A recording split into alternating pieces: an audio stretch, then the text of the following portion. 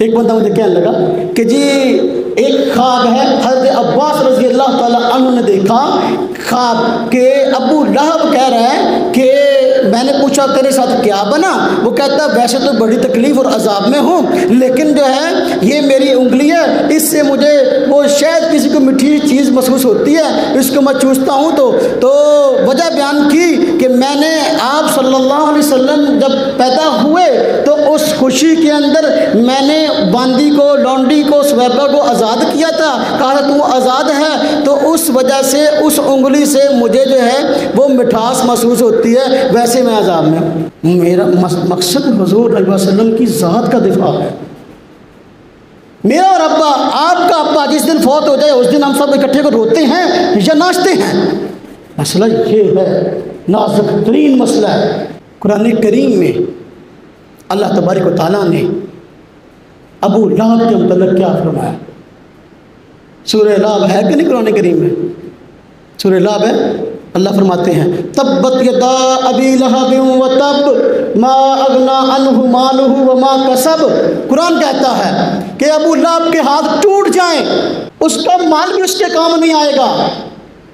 अगर कुरान कहता है उसके हाथ टूट जाएं तो उसको हाथों से शहद कहाँ से आ जाएगा? ये कुरान की वाज़ेह आयत नहीं। और ये जो ख्वाब है हज़रत अब्बास रज़ी अल्लाह अन्हु के हवाले से बयान होता है। हज़रत अब्बास रज़ी अल्लाह अन्हु आप होता है बदर के मौके पर भी कैद होकर आए थे, मुसलमान नहीं हुए थे। हो सकता है उन्होंने ख्वाब इससे पहले देखा हो। और रिवायत भी मुरसल उलमा की इस तरह बात करता हूँ। और मुरसल रिवायत हुज्जत कब होती है? जो रिवायत हुज्जत नहीं है उसको हुज्जत बनाकर पेश किया कुरान के मुकाबले में। कुरान कहते हैं अबू लहब के हाथ टूट जाए और हम कहते हैं नहीं उसके हाथों से शहद आता है। वो हुजूर नबी पाक सल्लल्लाहु अलैहि वसल्लम का गुस्ताख था। जब आप सल्लल्लाहु अलैहि वसल्लम ने लाने नबूत फरमाया तो आप जमा करके फरमाया अल्लाह पाक ने मुझे तुम्हारी तरफ भेजा है, ला इलाहा इल्लल्लाह पढ़ लो कामयाब हो जाओगे, इन बुतों को शिर्क को छोड़ दो। सबसे पहले अबू लहब ने पत्थर उठाया और हुजूर नबी पाक सल्लल्लाहु अलैहि वसल्लम को मारा था और कहा था हलाक हो जाए, हमें इसलिए बुलाया था। सबसे पहले मुखालफत करने वाला अबू लहब है हुजूर नबी पाक सल्लल्लाहु अलैहि वसल्लम की। आपका चचा था नस्ब के एतबार से, लेकिन कुरान ने उसका अंजाम और उसका अंजाम बयान किया और उसका जवाब दिया।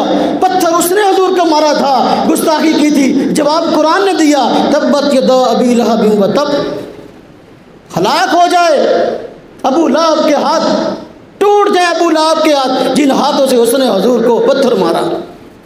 मेरे भाइयों, मेरे दोस्तों, रिवायात अहादीस वो हम पेश करें जो वाकई दुरुस्त हैं, सही हैं और उम्मत मुस्लिमा में मुहद्दिसीन ने उनको राज्य करार दिया, मोतबर करार दिया और उसको इस मसले पर दलील बताया।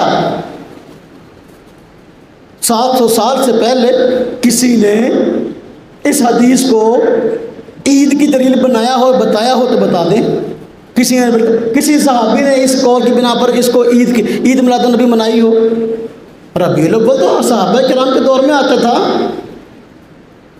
और दुनिया के अक्सर हिस्से पर उनकी हुक्मरानी थी, तो फिर क्या वजह रबीउल अव्वल आया तो उन्होंने ईद ही मनाई? छोटी ईद तो मनाते थे, ईद उल अज़हा तो मनाते थे, ईद उल फितर